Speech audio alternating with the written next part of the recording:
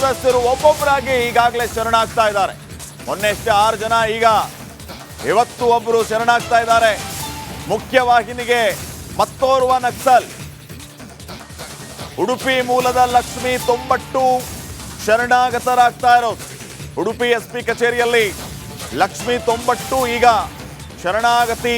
ಬಳಿಕ ಜಿಲ್ಲಾಧಿಕಾರಿ ಕಚೇರಿಯಲ್ಲಿ ಈ ಬಗ್ಗೆ ಅಂತಿಮ ಪ್ರಕ್ರಿಯೆ ನಡೆಯುತ್ತೆ. 15 ವರ್ಷದಿಂದ ನಕ್ಸಲ್ ಚಟುವಟಿಕೆಯಿಂದ ಇವರು ದೂರ ಸರಿದಿದ್ರು. ಈಗ ಮುಖ್ಯವಾಹಿನಿಗೆ ಬಂದು ಶರಣಾಗ್ತಾ ಇದ್ದಾರೆ. ನೋಡಿ, ಆ ದೃಶ್ಯಗಳನ್ನು ತಾವು ಗಮನಿಸ್ತಾ ಇದ್ದೀರಿ.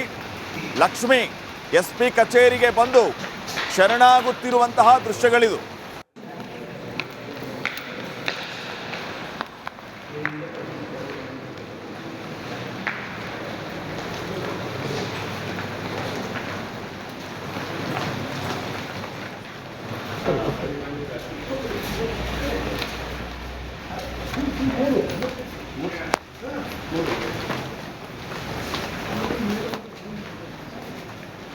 ಇವಾಗ ಸಿದ್ದರಾಮಯ್ಯನವರು ಕೊಟ್ಟಿರುವ ಅವಕಾಶವನ್ನು ಉಪಯೋಗಿಸ್ಕೊಳ್ಬೇಕಂತೇಳಿ ಜನವಾಹಿನಿಯಲ್ಲಿ ಬಂದಿದ್ದೀನಿ. ಅದಕ್ಕಾಗಿ ನನಗೆ ಸಿದ್ದರಾಮಯ್ಯರು ನನಗೆ ಹೆಲ್ಪ್ ಮಾಡಬೇಕಂತೇಳಿ ಡಿಮ್ಯಾಂಡ್ಸು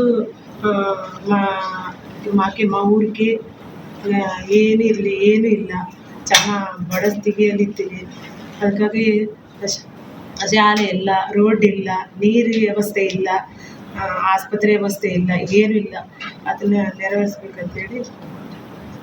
ನಿಮ್ಗೆ ಯಾರಾದ್ರೂ ಒತ್ತಡ ಇತ್ತು, ನೀವೇ ಬಂದಿದ್ದೀರಾ? ಯಾರ್ದು ಒತ್ತಡ ಇಲ್ಲ, ನಾನೇ ಬಂದಿರೋದು. ಇವಾಗ ಸಿದ್ದರಾಮಯ್ಯನವರು ಕೊಟ್ಟಿರುವ ಅವಕಾಶವನ್ನು ಉಪಯೋಗಿಸ್ಕೊಳ್ಬೇಕಂತೇಳಿ ಜನವಾಹಿನಿಯಲ್ಲಿ ಬಂದಿದ್ದೀನಿ. ಅದಕ್ಕಾಗಿ ನನಗೆ ತನ್ನ ಊರಿನ ಸಮಸ್ಯೆ ಬಗೆಹರಿಸಬೇಕು ಅನ್ನುವಂಥ ಒಂದು ದೃಷ್ಟಿಯಲ್ಲಿ ನಕ್ಸಲ್ ಪಡೆಯನ್ನು ಸೇರಿ ಹೋರಾಟದ ಹಾದಿ ಹಿಡಿದಂಥ ಲಕ್ಷ್ಮಿ ತೊಂಬಟ್ಟು ಈಗಾಗಲೇ ಶರಣಾಗತಿಯಾಗಿರುವಂಥದ್ದು ಸರ್ಕಾರದ ಮುಂದೆ. ಹಾಗಾಗಿ ಅವರ ಮನೆಯಲ್ಲಿ ನಾವು ಇರುವಂಥದ್ದು, ಅವರ ಅಣ್ಣ ಮತ್ತು ಅಕ್ಕ ನಮ್ಮ ಜೊತೆಗಿದ್ದಾರೆ. ತಂಗಿ ಶರಣಾದ ಬಗ್ಗೆ ಎಷ್ಟು ಖುಷಿ ಇದೆ ಅನ್ನೋದನ್ನು ಅವರನ್ನು ಕೇಳುವ. ಈಗಾಗಲೇ ನಿಮ್ಮ ತಂಗಿ ಸರ್ಕಾರದ ಮುಂದೆ ಶರಣಾಗತಿಯಾಗಿದ್ದಾರೆ ಅನ್ನುವಂಥದ್ದು ನಿಮ್ಗೆ ಏನು ಅನಿಸ್ತದೆ? ಅದು ಭಾರಿ ಖುಷಿ ಆಯ್ತಪ್ಪ. ನಮ್ಮ ಒಟ್ಟಿಗೆ ಹೋಗೊಟ್ಟಿಗೆ ಮೊದಲಿಂದ ಸಣ್ಣದಿಂದ ಇತ್ತಲ್ಲ, ಇವಾಗ ನಾವು ಇದಾದಾಗ ಮಕ್ಕಳಾದಂತರೂ ಒಳ್ಳೆ ಭಾರಿ ಖುಷಿಯಿಂದ ಎಲ್ಲ ಖುಷಿಯಿಂದ ಇರ್ಬೋದು ಅಂತ ಅದು ನಂಬಿರುತ್ತೆ ಅಷ್ಟೇ. ನೀವು ಯಾವತ್ತೂ ತಂಗಿನ ಮಾತಾಡಿಸಿದ್ದು ಅಥವಾ ಬಂದು ಮಾಡ್ತಾ ಇದ್ದಾಳೆ, ಮಾತಾಡುತ್ತೆ, ವಿಡಿಯೋ ಕಾಲ್ ಮಾತಾಡಿದ್ದು. ಮತ್ತು ಯಾವ ಸಮಯ ಎದುರೇ ನೋಡೋಕ್ಕಾಗೋದಿಲ್ಲಲ್ಲ ಅಷ್ಟೇ. ಈಗ ಎಲ್ಲಿದ್ದಾರೆ ಅವರು? ಹೇಗೆ? ಅವಳು ಅಲ್ಲೆಲ್ಲೋ ಇದ್ದಿಲ್ಲ ಅಂತ ಅನಂತಪುರದಲ್ಲೆಲ್ಲೋ, ಯಾವಾಗ ಫೋನ್ ಮಾಡ್ತಾಳೆ. ಅವರ ಗಂಡ ಏನಾದರೂ ಬಂದು ಗಂಡ ಬಂದು ಹೋಗ್ತಾರೆ. ಇಲ್ಲಿ ಬಂದಾಗ ಕರ್ನಾಟಕ ಹೋಮ್ ಗಾರ್ಡ್ಸ್ ಕೆಲಸ ಇತ್ತಂದರೆ ಅವಾಗ ಬಂದಾಗ ಇಲ್ಲಿ ಬಂದು ಹೋಗ್ತಾರೆ. ಫೋನ್ ಈಗಾಗಲೇ ನಿಮಗೂ ಸುದ್ದಿ ಗೊತ್ತಿರ್ತದೆ, ನಿಮ್ಮ ತಂಗಿ ಬಿಡುಗಡೆ ಆಗಿದ್ದಾರೆ, ಶರಣಾಗತಿ ಆಗ್ತಾರೆ ಸರ್ಕಾರದ ಮುಂದೆ ಅನ್ನುವಂಥದ್ದು. ನಿಮ್ಗೆ ಖುಷಿ ಅನಿಸ್ತದೆ? ಹಾಂ, ನಮ್ಗೆ ಖುಷಿ. ಇನ್ನು ಇಲ್ಲಿವರೆಗೆ ಒಂದು ಎಲ್ಲೋ ಇದ್ದು ಏನೋ ಮಾಡಿ ಏನೋ ನೋಡಿದೆ ಬಿದ್ದೆ ಇದು ಮಾಡ್ಕೊಂಡಿತ್ತ. ಇನ್ನಾರು ಕಣ್ಣಿದ್ರೆ ಒಳ್ಳೆ ರೀತಿಯಿಂದ ಒಂದು ಇದು ಇತ್ತದ, ಅದರಿಂದ ಖುಷಿ. ಇನ್ನು ಈ ಥರದ ಭಯದಲ್ಲಿ ಬದುಕುವಂಥ ಪರಿಸ್ಥಿತಿ ಇಲ್ಲ ಅಂತೀರ? ಇಲ್ಲ, ಭಯದಲ್ಲಿ ಇಲ್ಲ. ಬರ್ಬೋದು, ತಂಗಿ ಬರ್ಬೋದು. ನೋಡಬೇಕು ಅನ್ನೋಂಥ ಆಸೆ ಇದೆ ನಿಮಗೆ? ಹೌದೌದು, ಆಸೆ ಇದೆ. ಬರ್ಲಿಕ್ಕೆ ಆದರೆ ಬರ್ತಾಳೆ, ಬರ್ಲಿಕ್ಕೆ ಆಸೆ ಉಂಟು. ಮಕ್ಕಳೆಲ್ಲ ಹೇಳ್ತಿದ್ರು, ಚಿಕ್ಕಿಯ ನೀನು ಹೇಗ್ಲಿಕ್ಕೆ ಬರ್ತೆ ಅಂತ. ನಾ ಬರ್ತೀನಿ ಮಗ ಅಂತಿದ್ರು. ಇವತ್ತಾದರೂ ಬರಬೇಕು ಅನ್ನೋಂಥ ಆಸೆಯನ್ನು ವ್ಯಕ್ತಪಡಿಸಿದ್ರೆ ಅಮ್ಮ ತೀರುವಾಗ ಅಥವಾ ಅಪ್ಪ ತೀರ್ಕೊಂಡಾಗ? ಅಮ್ಮ ತೀರಿಯೋದೆಲ್ಲ ಬರ್ಬೇಕನ್ಸಿತ್ತವಳಿಗೆ, ಆದರೂ ಬರಲಿಕ್ಕೆ ಇಲ್ಲ. ಸದಸ್ಯರು ಒಬ್ಬೊಬ್ಬರಾಗಿ ಈಗಾಗಲೇ ಶರಣಾಗ್ತಾ ಇದ್ದಾರೆ. ಮೊನ್ನೆಷ್ಟೇ 6 ಜನ, ಈಗ ಇವತ್ತು ಒಬ್ಬರು ಶರಣಾಗ್ತಾ ಇದ್ದಾರೆ. ಮುಖ್ಯವಾಹಿನಿಗೆ ಮತ್ತೋರ್ವ ನಕ್ಸಲ್, ಉಡುಪಿ ಮೂಲದ ಲಕ್ಷ್ಮಿ ತೊಂಬಟ್ಟು ಶರಣಾಗತರಾಗ್ತಾ ಇರೋದು. ಉಡುಪಿ SP ಕಚೇರಿಯಲ್ಲಿ ಲಕ್ಷ್ಮಿ ತೊಂಬಟ್ಟು ಈಗ ಶರಣಾಗತಿ. ಬಳಿಕ ಜಿಲ್ಲಾಧಿಕಾರಿ ಕಚೇರಿಯಲ್ಲಿ ಈ ಬಗ್ಗೆ ಅಂತಿಮ ಪ್ರಕ್ರಿಯೆ ನಡೆಯುತ್ತೆ. 15 ವರ್ಷದಿಂದ ನಕ್ಸಲ್ ಚಟುವಟಿಕೆಯಿಂದ ಇವರು ದೂರ ಸರಿದಿದ್ರು. ಈಗ ಮುಖ್ಯವಾಹಿನಿಗೆ ಬಂದು ಶರಣಾಗ್ತಾ ಇದ್ದಾರೆ. ನೋಡಿ, ಆ ದೃಶ್ಯಗಳನ್ನು ತಾವು ಗಮನಿಸ್ತಾ ಇದ್ದೀರಿ. ಲಕ್ಷ್ಮಿ SP ಕಚೇರಿಗೆ ಬಂದು ಶರಣಾಗುತ್ತಿರುವಂತಹ ದೃಶ್ಯಗಳಿದು.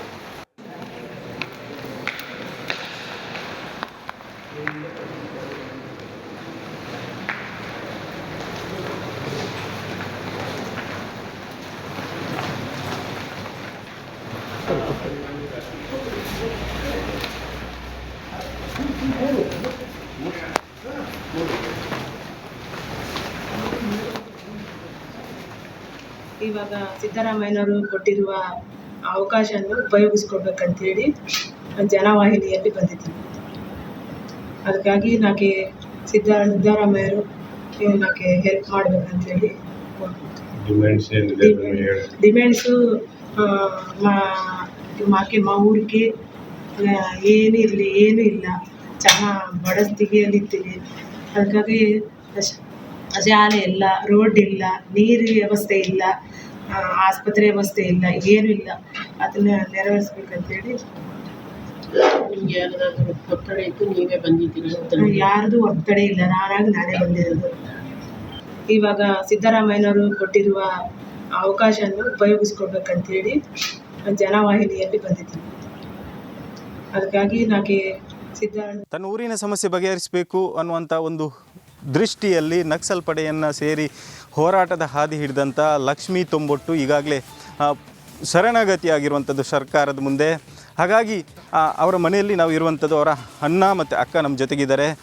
ತಂಗಿ ಶರಣಾದ ಬಗ್ಗೆ ಎಷ್ಟು ಖುಷಿ ಇದೆ ಅನ್ನೋದನ್ನು ಅವರನ್ನು ಕೇಳುವ. ಈಗಾಗಲೇ ನಿಮ್ಮ ತಂಗಿ ಸರ್ಕಾರದ ಮುಂದೆ ಶರಣಾಗತಿಯಾಗಿದ್ದಾರೆ ಅನ್ನುವಂಥದ್ದು ನಿಮ್ಗೆ ಏನು ಅನಿಸ್ತದೆ? ಅದು ಭಾರಿ ಖುಷಿ ಆಯ್ತಪ್ಪ. ನಮ್ಮ ಒಟ್ಟಿಗೆ ಹೋಗೊಟ್ಟಿಗೆ ಮೊದಲಿಂದ ಸಣ್ಣದಿಂದ ಇತ್ತಲ್ಲ, ಇವಾಗ ನಾವು ಇದಾದಾಗ ಮಕ್ಕಳಾದ ನಂತರ ಒಳ್ಳೆ ಭಾರಿ ಖುಷಿಯಿಂದ ಎಲ್ಲ ಖುಷಿಯಿಂದ ಇರ್ಬೋದು ಅಂತ ಅದು ನಂಬಿರುತ್ತೆ ಅಷ್ಟೇ. ನೀವು ಯಾವತ್ತೂ ತಂಗಿನ ಮಾತಾಡಿಸಿದ್ದು ಅಥವಾ ಫೋನ್ ಮಾಡ್ತಾ ಇದ್ದಾಳೆ, ಮಾತಾಡುತ್ತೆ, ವಿಡಿಯೋ ಕಾಲ್ ಮಾತಾಡಿದ್ದು. ಮತ್ತು ಯಾವ ಸಮಯ ಎದುರೇ ನೋಡೋಕ್ಕಾಗೋದಿಲ್ಲಲ್ಲ ಅಷ್ಟೇ. ಈಗ ಎಲ್ಲಿದ್ದಾರೆ ಅವರು, ಹೇಗೆ? ಅವಳು ಅಲ್ಲೆಲ್ಲೋ ಇದ್ಲಂತ ಅನಂತಪುರದಲ್ಲೆಲ್ಲೋ, ಯಾವಾಗ ಫೋನ್ ಮಾಡ್ತಾಳೆ.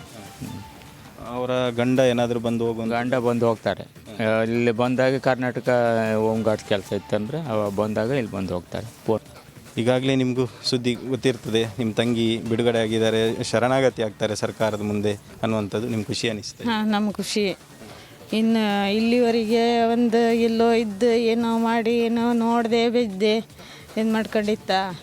ಇನ್ನಾರು ಕಣ್ಣಿದ್ರೆ ಒಳ್ಳೆ ರೀತಿಯಿಂದ ಒಂದು ಇದು ಇತ್ತಲ್ಲ, ಅದರಿಂದ ಖುಷಿ.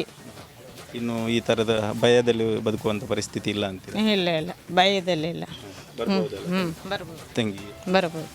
ನೋಡಬೇಕು ಅನ್ನೋಂಥ ಆಸೆ ಇದೆ ನಿಮಗೆ? ಹೌದೌದು, ಆಸೆ ಇದೆ. ಬರ್ಲಿಕ್ಕೆ ಆದರೆ ಬರ್ತಾಳೆ, ಬರ್ಲಿಕ್ಕೆ ಆಸೆ ಉಂಟು. ಮಕ್ಕಳೆಲ್ಲ ಹೇಳ್ತಿದ್ರು, ಚಿಕ್ಕಿಯ ನೀನು ಹೇಗ್ಲಿಕ್ಕೆ ಬರ್ತೆ ಅಂತ. ನಾ ಬರ್ತೀನಿ ಮಗ ಅಂತಿದ್ಲು. ಗೊತ್ತಾದರೂ ಬರಬೇಕು ಅನ್ನೋಂಥ ಆಸೆಯನ್ನು ವ್ಯಕ್ತಪಡಿಸಿದ್ರೆ ಅಮ್ಮ ತೀರುವಾಗ ಅಥವಾ ಅಪ್ಪ ತೀರ್ಕೊಂಡಾಗ? ಅಮ್ಮ ತೀರಿಯೋದೆಲ್ಲ ಬರ್ಬೇಕನ್ಸಿತ್ತವಳಿಗೆ, ಆದರೂ ಬರಲಿಕ್ಕೆ ಇಲ್ಲ. ಪರಿಷತ್ ಕಲಾಪದಲ್ಲಿ ಪ್ರತಿಧ್ವನಿಸಿದೆ ಕಣ್ಣೀರ ಖಾನಾಪುರ. ರಿಪಬ್ಲಿಕ್ ಕನ್ನಡ ಸುದ್ದಿವಾಹಿನಿ ತಂಡ ಕಣ್ಣೀರ ಖಾನಾಪುರ ಅಭಿಯಾನದ ಮೂಲಕ ಒಂದು ಗ್ರೌಂಡ್ ರಿಪೋರ್ಟ್ ಮಾಡಿ ಕಾಡಂಚಿನ ಜನರ ಬದುಕು ಬವಣೆಯನ್ನು ತೆರೆದಿಟ್ಟಿದೆ. ಒಂದ್ಸಲಿ ವೋಟಿಂಗ್ ತಗೊಂಡ್ರೆ ಕೆಲಸ ಮುಗಿದ್ರಿ ಸರ್. ಹೆಣ್ಮಕ್ಳು ರಾತ್ರಿ ಹೊರಗಡೆ ಹೋಗೋದಕ್ಕೆ ಭಯ ಪಡ್ತಾರೆ. ಹೆಸರಿಗಷ್ಟೇ MLAಗಳು ರೊಕ್ಕ ಮಾಡ್ಕೊಂಡು ಹೊಂಟಾರ. ಜನರನ್ನ ಈ ರೀತಿ ಸ್ಟ್ರಕ್ಚರ್ಗಳ ಮೂಲಕ ತೆಗೆದುಕೊಂಡು ಹೋಗ್ತಾರೆ ಅಂತ ಹೇಳಿದ್ರೆ ನಮಗೆ ನಾಚಿಕೆ ಆಗಬೇಕು. ಒಂದೊಂದು ಪರಿವಾರಕ್ಕೆ 15 ಲಕ್ಷ ರೂಪಾಯಿ ಕೊಡ್ತೀವಿ. ಶಿಫ್ಟ್ ಮಾಡುವಂಥದ್ದಕ್ಕೆ ಸರ್ಕಾರ ಅನುಮೋದನೆ ಕೊಡ್ತದೆ ಅನ್ನುವಂಥ ಭರವಸೆಯನ್ನು ಕೊಟ್ಟಿದ್ದೇನೆ. ನಾವು ನಿರಂತರವಾಗಿ ಕಣ್ಣೀರ ಖಾನಾಪುರ ಅನ್ನೋ ಶೀರ್ಷಿಕೆ ಅಡಿಯಲ್ಲಿ ಮಾಡಿದಂತ ವರದಿ ಮ್ಯಾಸಿವ್ ಇಂಪ್ಯಾಕ್ಟ್ ಆಗಿದೆ.